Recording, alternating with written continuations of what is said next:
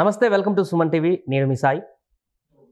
YS Jagan ఢిల్లీలో ధర్నా చేసినటువంటి తర్వాత ఇప్పుడు ఒకటే చర్చ, ఆయన వైఎస్ఆర్సీపీ పార్టీ కూటమిలో కలవబోతుందా లేకుంటే విలీనం కాబోతుందా? దీనికి సంబంధించినటువంటి చర్చ కొనసాగుతుంది. ఎందుకంటే ఇండియా కూటమిలో కొంతమంది నేతలందరూ కూడా వచ్చి ఆయనకు మద్దతు తెలిపినటువంటి పరిస్థితి. సో దీనికి సంబంధించి మనం మాట్లాడదాం. మనతో పాటు Suman TV news chief editor Keshava గారు. సార్ నమస్తే. సో వైఎస్ఆర్సీపీ కూటమిలో ఇండియా కూటమిలో కలిసేటువంటి అవకాశం ఉందా?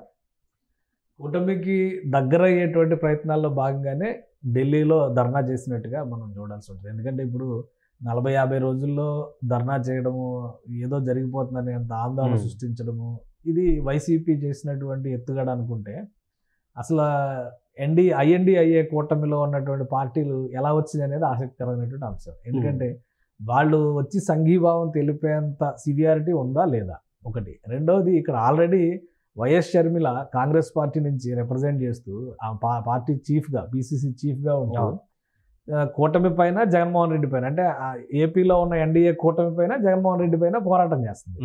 జగన్మోహన్ రెడ్డి చేసినటువంటి ఆందోళనకి ఐఎన్డీఐఏ పక్షాలు మద్దతు పలికినాయి అంటే దాని సంకేతం ఏమనుకోవాలి? అంటే దగ్గర అవుతున్నారని అనుకోవచ్చా?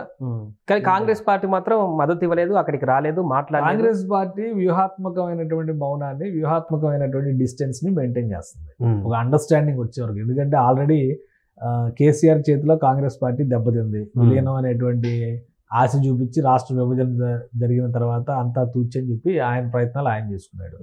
జగన్మోహన్ రెడ్డిని ఓదార్పు యాత్రలొద్దు, మేము చెప్పే వరకు ఆగమని చెప్పండి ఆయన పార్టీని దెబ్బకొట్టి ఏపీలో పూర్తిగా కుదేలయ్యేలా చేశారు. ఇప్పుడు షర్మిల వచ్చారు కాబట్టి కాంగ్రెస్ పార్టీకి అంతో ఎంతో గ్లామర్ వచ్చింది. లేదంటే అసలు కాంగ్రెస్ గురించి డిస్కస్ చేయాల్సినటువంటి అవసరం కూడా లేదు. ఇప్పుడు షర్మిల చేస్తున్నటువంటి ప్రయత్నాలని నీరుగా అరుస్తూ జగన్మోహన్ రెడ్డి ధర్నాకి కాంగ్రెస్ పార్టీ ఏ మొహం పెట్టుకుని మద్దతు పలుకుతుంది? కానీ కాంగ్రెస్ పార్టీతో అంటగాగిన పార్టీలు అన్నీ వెళ్ళి జగన్మోహన్ రెడ్డికి ఈరోజు మద్దతు తెలపడం అంటే దాని సంకేతం ఏంటి? కాబట్టి ఇది ఒక లోతుగా ఆలోచించాల్సినటువంటి అంశం. కొద్ది రోజుల్లో జరగబోయేటువంటి రాజకీయమైనటువంటి పరిణామాలు. రేపు 30వ తారీఖున అరవింద్ కేజ్రీవాల్ కోసం ధర్నా చేస్తున్నాం అని చెప్పని ఐఎన్డీఐఏ పక్షాలన్నీ అనౌన్స్ చేసింది. జగన్మోహన్ రెడ్డి దానికి వెళ్తారా వెళ్ళరా? లేదా విజయసాయి రెడ్డి లాంటినో, మిథున్ రెడ్డి లాంటి లీడర్నో పంపించి మళ్ళీ మొహం చాటేస్తారా? ఎందుకంటే గత 5 ఏళ్లుగా కాంగ్రెస్ పార్టీ ఐఎన్డీఐఏ పక్షాలను కూటమి కట్టే వరకు కూడా అనేక ప్రయత్నాలు బీజేపీ నాయకత్వాన్ని వ్యతిరేకిస్తూ, ఎన్డీఏ కూటమిని వ్యతిరేకిస్తూ దేశవ్యాప్తంగా అనేక ప్రయత్నాలు చేసింది. ఇక్కడ ఎక్కడా కూడా జగన్మోహన్ రెడ్డి కలిసి రాలా. అలానే మొన్నటికి మొన్న స్పీకర్ ఎన్నిక సమయంలో కూడా కనీసం ఐఎన్డీఐఏ పక్షాల వాటి వైపు నుంచి, ఎందుకంటే ఇక్కడ ఆల్రెడీ ఎన్డీఏ ప్రభుత్వం ఉంది ఆంధ్రప్రదేశ్లో. ఎన్డీఏ ప్రభుత్వం ఉన్నప్పుడు ఈయనకి నెక్స్ట్ బెస్ట్ ఆల్టర్నేటివ్ ఏంటి? ఐఎన్డీఐఏ వైపు వెళ్ళడం లేదా న్యూట్రల్గా నిలబడడం. కానీ స్పీకర్ ఎన్నికలో మళ్ళీ ఎన్డీఏ అభ్యర్థికి ఓటేశారు. ఎవరు అడిగితే ఓటేశారు? మేము అడగలేదని వాళ్ళు అంటున్నారు, వాళ్ళు అడిగితే మేము వేసామని వీళ్ళు చెప్తున్నారు. కాబట్టి అవకాశం వస్తే మళ్ళీ బీజేపీ సంకనెక్కడానికి జగన్మోహన్ రెడ్డి రెడీగా ఉన్నారన్న విషయం ఐఎన్డీఐఏ పక్షాలకు తెలియదా? తెలియకుండానే వీళ్ళందరూ అక్కడికి వెళ్ళి సంఘీభావం తెలిపారంటే ఇది ఒక రాజకీయ ఎత్తుగడగానే మనం చూడాలి. కొద్ది రోజుల క్రితం ఒక విషయం బాగా డిస్కషన్లోకి వచ్చింది. బెంగళూరులో 2-3 సార్లు మకాం వేసినటువంటి జగన్మోహన్ రెడ్డి అక్కడ డిప్యూటీ సీఎంతో భేటీ అయ్యారు. కాంగ్రెస్ లో విలీనం అవడానికి కూడా సిద్ధంగా ఉన్నారనేటువంటి ఒక ప్రతిపాదన చేసినట్టుగా జరుగుతుంది, చర్చ జరిగింది. అది కాస్త బుట్టదాఖలైంది. ప్రస్తుతానికైతే ఏంటంటే అది డిస్కషన్లో లేదు. కానీ ఇప్పుడు జరుగుతున్నటువంటి చర్చల నేపథ్యంలో కాంగ్రెస్ పార్టీ మరొకసారి మిత్రపక్షంగా జగన్మోహన్ రెడ్డిని చేరదీస్తే షర్మిలకు వెన్నుపోటు పడిచినట్టుగా.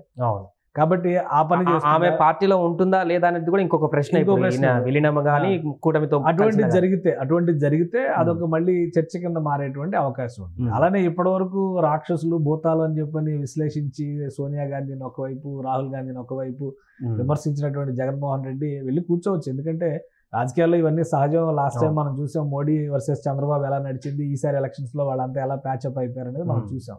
కానీ జగన్మోహన్ రెడ్డి వీటన్నిటికీ అతీతంగా వ్యవహరించారు. గత 12-13 ఏళ్లుగా చూస్తే కనుక మనం రాజకీయాల్ని, ఆయన పూర్తిగా డిటాచ్డ్గా ఉన్నారు, ఎవరితో సంబంధం లేని వ్యక్తిగా ఉన్నాడు. అట్ ద సేమ్ టైం మిగతా రాజకీయ పక్షాలన్నీ కూడా ఆయన్ని ఒక అస్పృశ్యుడిగా చూసినట్టుగా మనం చూడాలి. ఎందుకంటే అవినీతి ఆరోపణలు కావచ్చు, రాజకీయంగా ఆయన అనుసరించినటువంటి పాలనలో ఆయన అనుసరించినటువంటి విధానాలు కావచ్చు, ఇవి దేశవ్యాప్తంగా విమర్శలకు దారితీసినటువంటి పరిస్థితులు. ఇంకా చెప్పాలంటే ఇప్పుడు అసలు 40 రోజులకి ఈయన ధర్నా చేసినందుకు ఎన్డీఏ కూటమి కూడా ఢిల్లీలో ధర్నా పెట్టాలి. 5 ఏళ్లలో ఏం జరిగింది అనేది కూడా నేషనల్ మీడియాకి, నేషనల్ లీడర్షిప్ కి, నేషనల్ పార్టీలకి తెలియాలి కదా. ఇంకొకటి ఏంటంటే అరెస్ట్ చేశారు, పవన్ కళ్యాణ్ రోడ్డు పైన ఎందుకు పడుకోవాల్సి వచ్చింది, అసెంబ్లీలో మీరు ఎంతమంది పైన కేసులు పెట్టారంటే 80-90% మంది చేతులు ఎత్తారు ప్రజాప్రతినిధులు అందరూ. అంటే ప్రతి ఒక్కరిపైన కేసులు పెట్టిన ఆ ప్రతీకారానికి దీనికే కదా ప్రజలు ఓటేసినట్టుగా మనం పరిగణించాల్సి ఉంటుంది.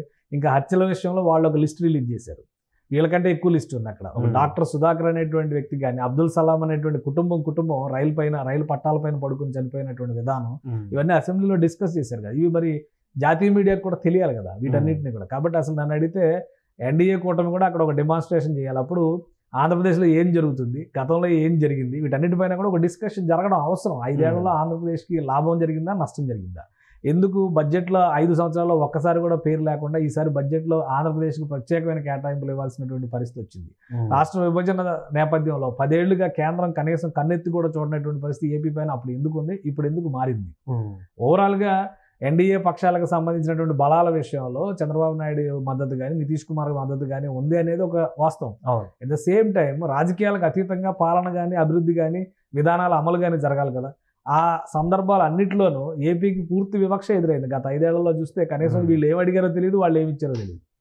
సో ఇవన్నీ కూడా జాతీయ స్థాయిలో చర్చ జరగాల్సినటువంటి అంశాలు. ఇప్పుడు ఉన్నటువంటి పరిస్థితిలో జగన్మోహన్ రెడ్డికి ప్రత్యామ్నాయం లేదు. ఇక్కడ 3 పార్టీల కూటమి బలోపేతం అవుతున్న కొద్దీ అక్కడ ఇబ్బందికరమైనటువంటి పరిస్థితులు ఎదుర్కోక తప్పని పరిస్థితి.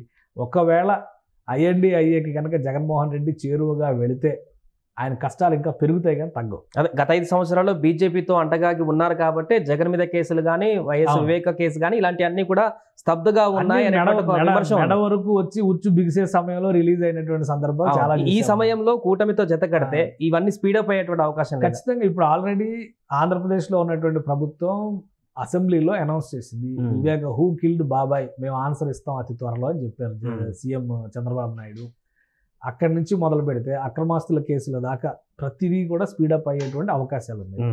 ఈ పరిస్థితుల్లో జగన్మోహన్ రెడ్డి ఏదో మాట వరుసకి మద్దతు కూడగట్టుకునే ప్రయత్నం చేసి ఉండొచ్చు కానీ ఆయనంతటా ఆయన కూటమిలోకి వెళ్తే కనుక అది ఆయనకు ఆత్మహత్య సదృశ్యం. కాబట్టి ఆ ప్రయత్నం చేయలేరు.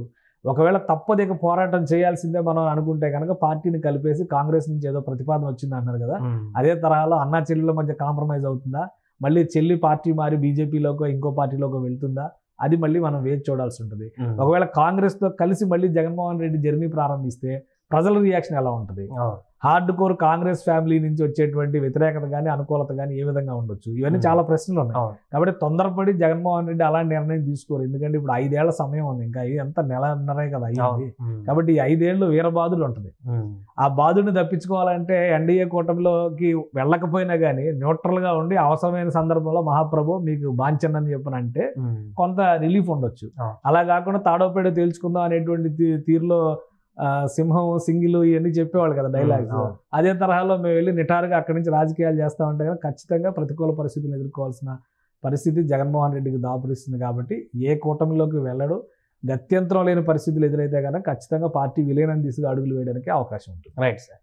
అది ప్రస్తుతం ఆంధ్రప్రదేశ్లో వైఎస్ఆర్సీపీ పార్టీ కూటమిలో జతకడుతుంది అనేటువంటి అంశానికి సంబంధించినటువంటి వివరాలు. ఒకటి కాంగ్రెస్లో విలీనమవడం లేదా కూటమితో జత కట్టేటువంటి అంశం తర్వాత ఏపీలో నెలకొనేటువంటి రాజకీయ పరిస్థితులపైన అంచనా వేసేటువంటి దిశగా వైఎస్ జగన్ దీనికి సంబంధించి పూర్తిగా ప్రణాళికలు వేస్తున్నట్టుగా కనబడుతుంది.